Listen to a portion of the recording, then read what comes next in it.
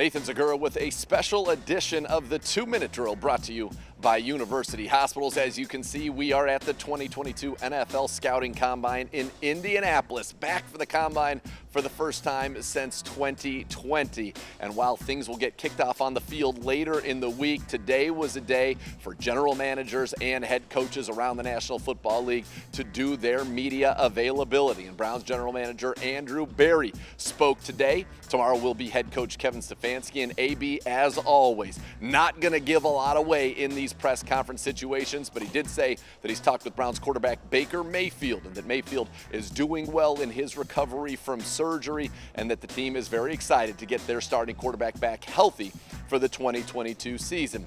Baker's doing well in his rehab. I think you guys know how hard he works.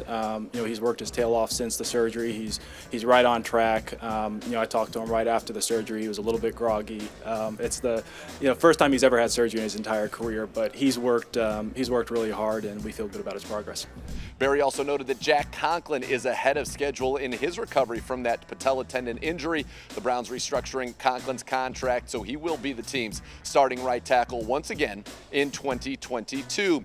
And then finally, this is a time to get to meet the prospects here at the Combine. And the Browns began with their prospects meetings already here underway in Indianapolis. They get to know this draft class, this crop of guys who could be wearing the brown and orange in the year 2022 as this team gets ready to kind of get back to where they were a couple of years ago. One thing, though, I want to make sure you catch, and that's that Andrew Berry said this on multiple occasions, not only in his press conference, but when he joined me and Bo Bishop on Cleveland Browns Daily, and that is that this Browns team approaches every offseason like they're an expansion team. And what he meant by that is, no, we don't wipe the roster out and figure out how we could get the best team. What he's saying is, while we have areas we want to focus on, and it was clear to see in offseason year number one, that focus was on the offensive side of the ball, the line, getting the pieces in place to run Kevin Stefanski's offense. And then in year number two, last offseason, the priority on the defensive side of the ball, and the Browns became a top 5 defense. So what he's saying is, while we identify those things, and clearly the Browns have questions in the passing game and along the defensive line right now,